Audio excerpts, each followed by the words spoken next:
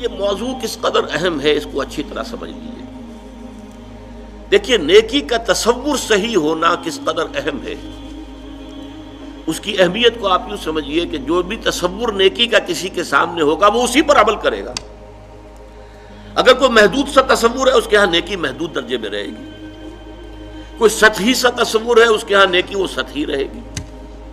اب مثال کے طور پر میں آپ کو بتاؤں، ہمارے ہاں عام طور پر اللہ ماشاء اللہ کٹر مذہبی قسم کے جو لوگ ہوتے ہیں وہ شریعت کے ظاہری احکام میں بہت سخت، بہت متشدد. ذرا سا ادھر سے ادھر ہو گیا، کسی نے حنفی مسجد میں رفع یدین کر لیا تو قیامت برپا ہو گئی. یہ کون آ گیا ہمارے یہاں؟ حالانکہ کون سی بڑی قیامت آ گئی اس میں؟ کسی نے اونچی زبان سے اونچی آواز میں اگر آمین کہہ دی تو ایک مصیبت ہو گئی.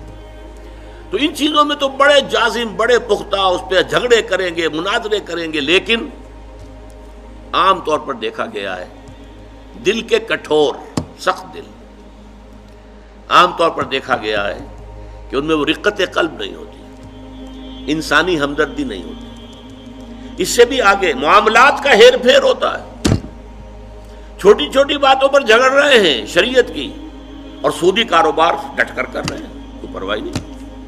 گویا کہ حضرت مسیح علیہ السلام نے جیسا کہ یہودیوں کے بارے میں کہا تھا کہ تم مچھر چھانتے رہتے ہو اور سموچے اونٹ نگل جاتے ہو. چھوٹی چھوٹی چیزوں کے اوپر بحثیں ہیں، مناظرے ہیں، گفتگویں ہیں، دلائل ہیں، کتابیں موٹی موٹی شائع کی جا رہی ہیں، چیلنج کیے جا رہے ہیں. لیکن یہ ہے کہ جو بڑے بڑے منکرات ہیں، حرام شے، اس میں ملوث ہے. تو یہ ایک نیکی کا ایک خاص تصور ہے کہ جو ہمارے ہاں ایک مذہب کا جو کٹر مذہبی طبقہ ہے عام طور پر اس کے اندر پایا جاتا ہے.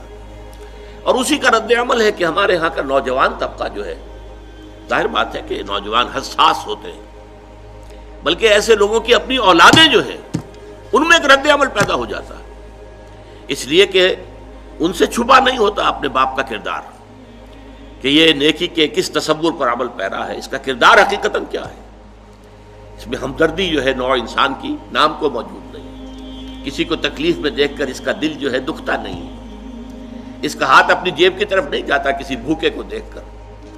لہذا وہ جو کردار کا ایک تضاد سامنے آتا ہے کہ ایک طرف یہ بڑا مذہبی بنا پھرتا ہے اور حقیقت میں اس کے کردار کا عالم یہ ہے، تو اس کا رد عمل ہوتا ہے. نوجوان حساس ہوتے ہیں اور ان کی سوچ بالعموم صحیح ہوتی ہے، غلط نہیں ہوتی.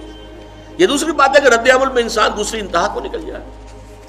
تو ایک تصور تو یہ ہے ہمارے معاشرے کے اندر جو مذہبی طبقات ہیں اور زیادہ کٹر قسم کے جو مذہبی لوگ ہیں ان کے اندر آپ کو یہ تضاد نظر آئے.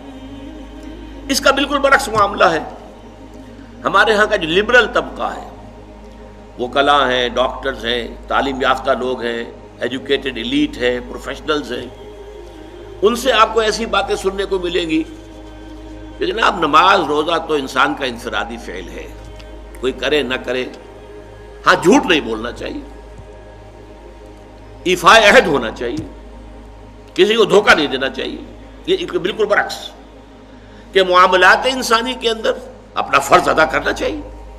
آپ اگر کہیں ملازم ہیں اور تنخواہ لے رہے ہیں تو اپنے فرائض منصبی جو ہے پوری طریقے سے تہہ دل سے ادا کریں، پورا اس کا حق ادا کریں، تاکہ آپ کے لیے اس میں ریمونریشنز آپ کو تنخواہ اور الاؤنسز مل رہے ہیں وہ جائز ہو جائیں. یہ وہ تصور ہے ان کے ہاں کے جو نیکی کا ایک تصور جو ہمارے ہاں کے تعلیم یافتہ طبقات کے اندر نظر آتا ہے کہ وہ عبادات وغیرہ کی کوئی خاص اہمیت نہیں ہے. نماز روزہ تو ٹھیک ہے اپنے لیے ہے، جو شخص کر لے کر لے، نہ کرے نہ کرے کیا فرق پڑتا ہے، حالانکہ وہ فرائض ہیں دین کے. لیکن یہ ہے کہ اصل کردار، اصل جو نیکی ہے وہ تو یہ ہے. اب اس سے بھی آگے بڑھ کر میں آپ کو ایک تیسری شکل دکھانا چاہتا ہوں جو ہمارے معاشرے کے برے لوگ شمار ہوتے ہیں، جنہیں آپ گنڈے کہتے ہیں یا ڈاکو یا جیب تراش یا طوائفیں، جسم فروش عورتیں. ان کے ہاں بھی نیکی کا کوئی نہ کوئی تصور موجود ہوتا ہے. میں آپ سے عرض کروں گا کہ واقعہ یہ ہے کہ جیسے ہمیں جو ہماری طبعی زندگی ہے، ظاہری جسمانی زندگی کے لیے ہوا چاہیے، پانی چاہیے، غذا چاہیے. ہوا نہیں ملے گا بند ہو جائے گی تو مر جائے گا فوراً، وہ تو بہت جلدی مرے گا.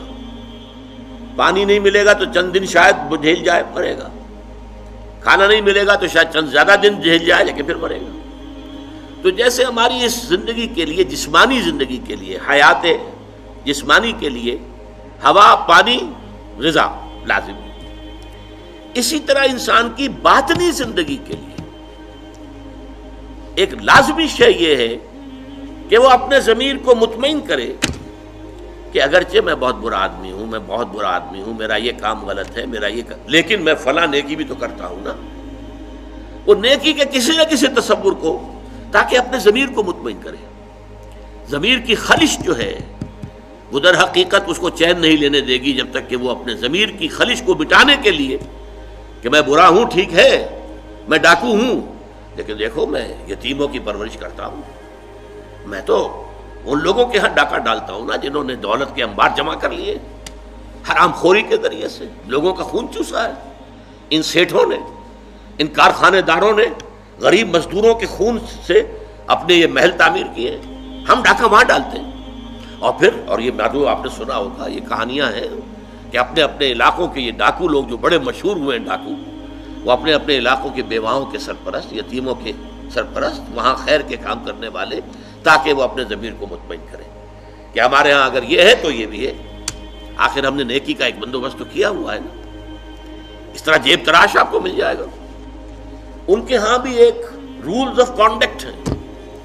آپ کے علم میں ہوگا کہ علاقے تقسیم ہوتے ہیں اور وہاں جتنے جیب تراش ہوتے ہیں ان کا ایک گروہ ہوتا ہے، اور ہر ان میں سے کارکن جو ہے وہ جتنی بھی جیب تراش کر کے جو رقم شام تک جمع کرے گا اسے لا کر گروہ کے پاس رکھ دینا لازم ہے۔ اگر اس میں سے کچھ رکھے گا تو بے ایمان ہے،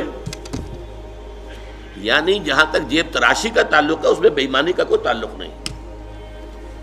پیشے میں عیب نہیں، رکھیے نا فرہاد کو نام، پیشہ جو ہے وہ تو پیشہ ہے ہمارا، لیکن بے ایمان وہ شمار ہوگا کہ جس نے جو بھی کمائی دن بھر کی تھی وہ ساری لا کر گرو کے سامنے نہیں رکھ دی، پھر وہ گرو تقسیم کرے گا۔ یہ ان کے ہاں کے ہیں رولز آف کانڈکٹ ہے، ان میں ذرا سا ادھر سے ادھر ہو جائیں گے آپ تو ظاہر بات ہے کہ اس میں پھر اس کو بے ایمانی ہے۔